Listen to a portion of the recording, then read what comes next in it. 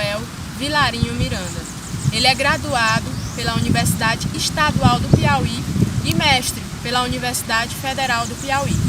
O professor é pesquisador na área de literatura infanto-juvenil e teoria literária, com os temas cybercultura, literatura e ensino e formação docente. Também é revisor de textos e professor na rede privada de ensino. É palestrante e também professor de minicursos sobre os temas literatura e tecnologias à luz da BNCC. Bora lá conhecer esse professor?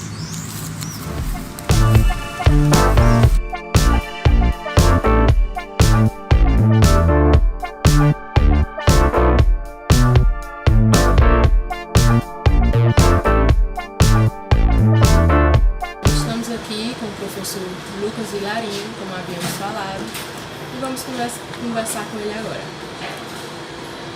Bom dia, professor. Bom dia. A nossa primeira pergunta vai ser a seguinte. Segundo o COL, o texto é considerado uma entidade multifacetada, fruto de um processo extremamente complexo de interação e de construção social de sujeitos, conhecimento e linguagem. Portanto, o texto apresenta múltiplas faces observáveis tanto nos tipos textuais quanto nos gêneros textuais. Como o professor escolhe os textos que serão aplicados em sala de aula? Como o senhor costuma escolher esses textos? Geralmente a gente faz essa escolha baseado na necessidade que os meninos têm naquele momento. A gente segue um plano de curso e esse plano de curso tem a quantidade de gêneros que a gente vai trabalhar por mês e quais gêneros serão trabalhados. Como a gente trabalha com mais de um livro, tem o livro didático, tem também um paradidático, tem o de produção de texto, então a gente vai fazendo essa mesclagem a ponto de que os gêneros fiquem em consonância, para não ficar de forma desregrada. Um gênero nesse mês, aí o mesmo gênero no outro mês, então a gente vai unindo os sumários de cada um desses livros. Então essa escolha do gênero se dá nesse momento. E no momento do planejamento a gente já escolhe qual é o gênero que vai ser trabalhado por mês, observando o grau de dificuldade de cada gênero. Então essa escolha dá para perceber que é uma escolha autônoma do senhor com outros professores da língua portuguesa ou a escola interfere nisso? A escola não interfere. A escola apenas deseja que a gente se organize e mostre para eles qual é o nosso planejamento. Ela é autônoma de cada professor. Ok. Quanto à seleção e uso excessivo do livro didático em sala de aula, Geraldi diz que se o livro didático facilitou o trabalho do professor, por outro lado, diminuiu sua responsabilidade quanto aos conteúdos a serem objetos do ensino e, naturalmente, quanto à seleção de atividades a que recorrer. Isso quer dizer que muitos livros não apresentam conteúdo e exercícios apropriados para que os alunos adquiram certas habilidades quanto à aprendizagem da língua portuguesa. Bom, na instituição escolar em que o senhor trabalha, como são selecionados os livros didáticos que serão estudados durante o ano letivo? Como eu trabalho em uma instituição privada que faz parte de uma rede, o livro ele é escolhido nacionalmente. O livro ele é escolhido nacionalmente, uma série que já é bastante conhecida no país, que são aqueles volumes únicos que trazem todas as disciplinas, mas o professor não fica limitado somente ao livro. Ele não precisa ficar. Óbvio que se o professor não procurar algo exterior, a escola permite que a gente faça fotocopiadas com assuntos pendentes que os livros não abordam. Nós temos livros de produção de texto, nós temos a biblioteca à nossa disposição, internet na escola. Então, o professor tem que ter consciência de que ele não pode ficar amarrado ao livro didático, porque ele é um suporte e não a educação da sala de aula em si. E existe também muita coisa que a gente faz fora da sala de aula que excede o livro didático. Isso porque o senhor trabalha na escola da rede privada, não é, professor? Da rede privada. Porque nós sabemos que na escola pública, todo o pessoal da organização, da diretoria, eles interferem muito nisso, não deixam o professor ter muita autonomia, certo? Eu creio, como eu já trabalhei na escola pública, eu vejo um pouco diferente, porque os nossos diretores davam pra gente liberdade. O que acontece é que o professor ele fica muito engessado nas provas de avaliação geral, as provas que prova Brasil.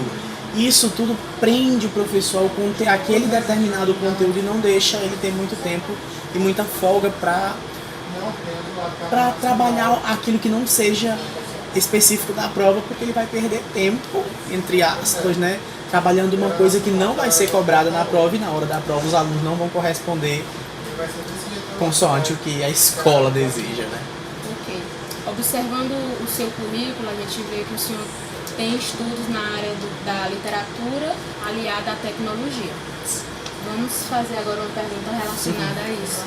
Cavalcante indaga que, com a chegada da internet, surgiram novas formas de comunicação, nomeadas por gêneros digitais.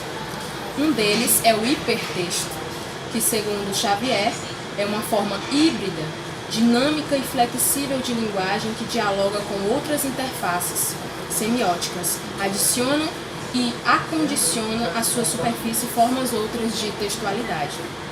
Nessa nova geração, os adolescentes e até mesmo as crianças conseguem ter acesso à tecnologia, certo? Acessam a internet de maneira rápida e prática, e assim se deparam com uma infinidade de hipertextos. O senhor já elaborou e aplicou algum projeto de produção textual em que utilizou, por exemplo, as redes sociais em sua ação? Sim, eu trabalhei tanto na escola pública quanto na escola privada, esse tipo de abordagem. Na escola privada, a gente tem mais facilidade devido aos suportes que a gente tem mais computadores, internet. E nós trabalhamos em dois segmentos. O primeiro segmento foi a criação de blogs para cada um dos adolescentes, entre o 9º ano e o 1º ano do ensino médio, e eles criavam os blogs e correspondiam ao meu blog. Então eu orientei a criação dos blogs, que eles não tinham essa noção. Fizemos a criação de cada um blog temático de cada aluno para eles alimentarem na plataforma digital. Isso há uns 4 anos atrás. Agora nós estamos trabalhando com os meninos da escola privada também a leitura de poesias digitais, como o site do Sérgio Caparelli, alguns sites que têm produzido e-books digitais, que é basicamente a minha pesquisa, e trazem uma leitura dinâmica, hipertextual, multissemiótica, que vai dar a possibilidade do leitor interagir com um novo tipo de texto, o texto na tela. Esse texto na tela ele vai acontecer, por exemplo, de forma pública. A gente trabalha geralmente com alguma coisa que seja gratuita para que todo mundo tenha acesso. Com os livros do projeto Itaú Cultural, Leia para uma Criança, que eles fizeram agora uma biblioteca digital, com e-books, com uma roupagem totalmente eletrônica, a imagem se move, você tem sons, você mexe o celular. Não é mais um livro simplesmente digitalizado e escaneado. Então a gente trabalha com os alunos nessas frentes. Ok, tanto na escola privada quanto na escola pública? Tanto na escola privada quanto na escola pública. Ok. Vamos para a próxima pergunta. Antunes relata que a inabilidade do uso dos pronomes é responsável por muita ambiguidade, né? E por muita falta de clareza nos textos que ouvimos e lemos. O senhor percebe alguma inabilidade dos alunos quanto ao uso de conectores? Eu não sei se eu usaria inabilidade, mas eu acho que falta de familiaridade com isso, tendo em vista que os alunos eles não têm uma vivência com a escrita. Mas professor, eles fazem isso desde que entraram na escola. E através do uso da internet. Né? Através do uso da internet, mas veja que é uma linguagem muito solta. É uma linguagem que não tem uma correção, é uma linguagem que não tem uma orientação muitas vezes. A linguagem escolar, às vezes acontece de o aluno o tempo inteiro transcrever o que está no quadro e ele não cria por si só a capacidade ele não exercita a capacidade de elaborar os conectivos, de pensar o que é melhor, ligar ou não ligar o texto. Então, a palavra inabilidade pode acontecer no sentido de eles não têm essa habilidade. Eles não têm essa habilidade muitas vezes de fazer essas conexões. E a gente observa isso até no ensino médio. por meio das redações, de os alunos não conseguirem fazer as ligações perfeitas, as ligações pelo menos aceitáveis entre parágrafos, intraparagrafais, e isso acontece também no ensino fundamental. Existe uma dificuldade muito grande na relação tanto dos pronomes quanto dos conectivos de uma forma geral, porque é preciso ver o texto, é preciso pensar o texto de uma forma geral. E se você não tem esse hábito de leitura e de escrita, fica complicado fazer essa ligação. É verdade. O senhor também trabalha como revisor, né? Sim. Na rede privada, isso facilita a sua percepção do texto. Nós sabemos que o professor de língua portuguesa carrega a missão de ajudar o aluno no desenvolvimento de diversas habilidades durante seu percurso no ensino fundamental e no ensino médio também. Uma delas consiste em trabalhar como estudante a sua capacidade de construir sentido. O estudante tem que ser um construtor de sentidos, a partir do contato com o texto. Assim, gostaríamos que o senhor falasse sobre as atividades que devem ser aplicadas no intuito de fazer com que o aluno exerça esse papel de construtor de sentido. Principalmente, os gêneros que dão autonomia. A BNCC vem trazendo agora muito a questão do protagonismo juvenil, do protagonismo do aluno. É muito interessante quando a gente leva os alunos para a biblioteca, porque os alunos devem ser levados constantemente a qualquer lugar que eles tenham contato com leitura, se eles vão a um museu para ler, e a partir daquilo ali criar um relato, e a partir da visita à biblioteca, escolherem livros que possam ler, isso de forma bem solta. O processo de apaixonar-se pela leitura, de gostar da leitura, ele não é um processo com a faca no pescoço, ele não pode ser um processo com a faca no pescoço. Tem que ser algo vindo até mesmo do âmbito familiar ali, Com né? certeza, mas a gente não pode trabalhar com essa vertente porque às vezes a gente não tem. Então, como professores, nós temos o dever, como você colocou, o dever de possibilitar aos alunos esse encontro, né? Então, que a gente possibilite de forma agradável, levando à biblioteca, fazendo com que eles possam escolher o livro que eles querem. Se ele gosta de ler um livro que fala sobre animais, não tem problema, ele vai ler, vai gostar, depois ele cria uma habilidade maior de ler um livro de literatura clássica, não tem problema. Mas dar experiências, possibilidades, mostrar os links, mostrar os sites que eles podem acessar para fazer leitura, para criar textos. Nós temos site de leitura e processo de escrileitura, que é quando o aluno lê e escreve ao mesmo tempo. Tem tanta coisa boa que a gente pode inserir os nossos alunos nesse contexto e a gente se perde às vezes como professor, porque não avança na formação, fica naquela mesma coisa, né? Um pouco esclerosado, parado no mesmo lugar e não possibilita aos alunos esse encontro com novos gêneros, principalmente com os gêneros digitais, que são uma incontestável realidade.